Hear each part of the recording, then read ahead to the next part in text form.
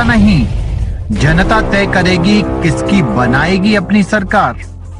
चुनाव से पहले चुनाव की बात। की सड़कों को जाकर के देखो, जमीन आसमान का अंतर नजर आएगा।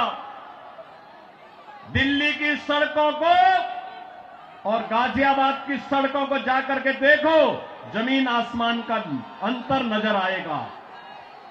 उत्तर प्रदेश के शिक्षण संस्थानों को, उत्तर प्रदेश के मेडिकल कॉलेजेस को और दिल्ली के अंदर यहां की राज्य सरकार के द्वारा चलाए जाने वाले वे जर्जर विद्यालय के भवनों को देख करके आप अंदाजा लगा सकते हैं कि बच्चों के भविष्य के साथ इनका व्यवहार क्या है। बहनों और भाइयों, एक सुनियोजित साजिश के तहत दिल्ली की जनता को तो इन्होंने जन सुविधाओं से वंचित रखा ही,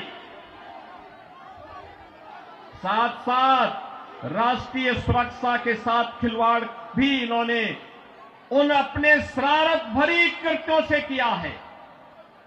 आपने देखा होगा 2020 में दिल्ली के अंदर किस तरीके से दंगे करवाए गए और आम आदमी पार्टी के पार्षद और उनके विधायकों की संलिप्तता इस पूरे षड्यंत्र में सामने आई थी।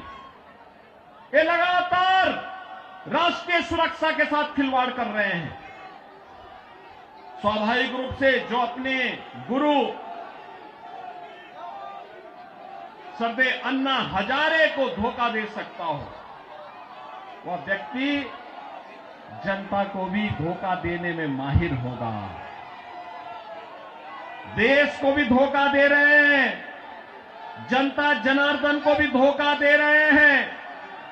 लगातार अपने वक्तव्यों के माध्यम से ऐसे ऐसे वक्तव्य जारी कर रहे हैं जिसमें अब मैं विश्वास के साथ कह सकता हूं कि दिल्ली की जनता आने वाली नहीं है। और मैं यही अनुरोध करने के लिए आया हूं। बहनों और भाइयों, मैं आपको एक बात और कहना चाहता हूं। मैं आपसे एक बात और कहना चाहता हूं। जो यहां पर आम आदमी पार्टी की सरकार और आम आदमी पार्टी जो लगातार कह रही है, ये लगातार एक बात को कह रही है कि इन्होंने यहां पर बिजली दी है। बहनों और भाइयों, एनडीएमसी का क्षेत्र जहां बिजली मिलती है 24 घंटे, वह गृह मंत्रालय और शहरी विकास मंत्रालय भारत सरकार के अंतर्गत आता है। शेष दिल्ली में पावर कट देश के किसी भी बड़े महानगर से, किसी भी नगर से ज्यादा पावर कट है। मैं कह सकता हूं उत्तर प्रदेश की आबादी 25 करोड़ की है। हर जिला मुख्यालय को 24 घंटे की बिजली आज के दिन पर हम दे रहे हैं। और बिजली का पर यूनिट दाम उत्तर प्रदेश में एक सामान्य उपभोक्ता के लिए अगर है तो यह 3 से 3.5 रुपए है, इससे ज्यादा नहीं है। दिल्ली में यही 9 से लेके 10 रुपया है।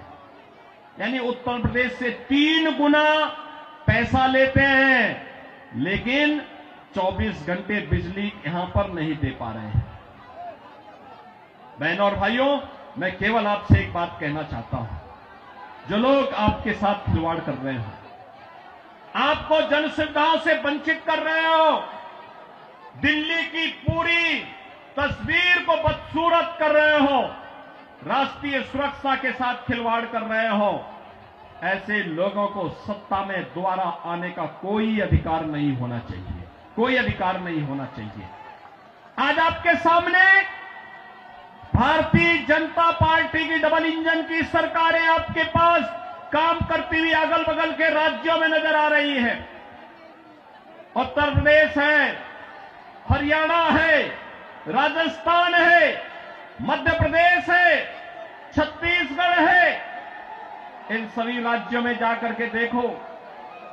मैं कल एक न्यूज पढ़ रहा था कि पंजाब की कुछ बहनें आम आदमी पार्टी के कार्यालय का घेराव की हैं, अरविंद केजरीवाल के घर का घेराव की हैं, और ये इस बात को लेके कही है कि जो वायदा किया था इन्होंने पंजाब में सरकार बनाने के पहले कि 1000 रुपया हर महिला को देंगे, ये दिया ही नहीं और वे महिलाएं इसलिए घेराव करने के लिए आई थी। आजकल मैं सुन रहा हूं अपने भाषणों में से अरविंद केजरीवाल जी बार बार उत्तर प्रदेश की चर्चा कर रहे हैं, लेकिन उनको भूलना नहीं चाहिए अब मॉडल के रूप में उत्तर प्रदेश को लोग देख रहे हैं।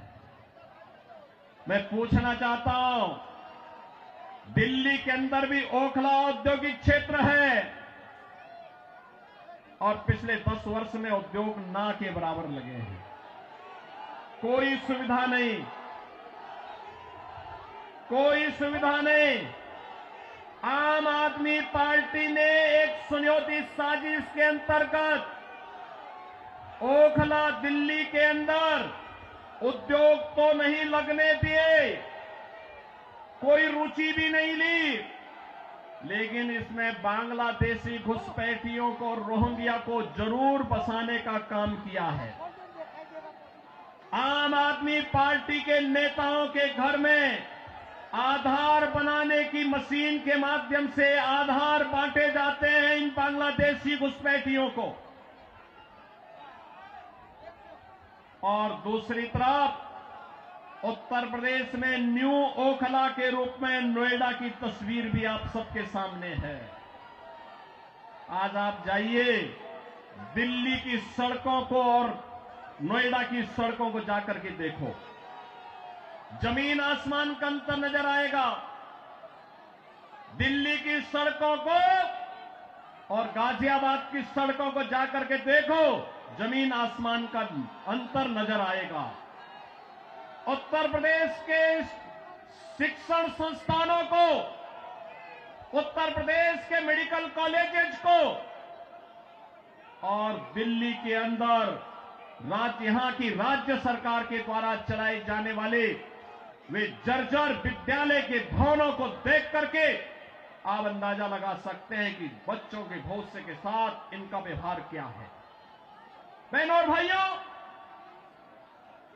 एक सुनियोजित साजिश के तहत दिल्ली की जनता को तो इन्होंने जन सुविधाओं से वंचित रखा ही,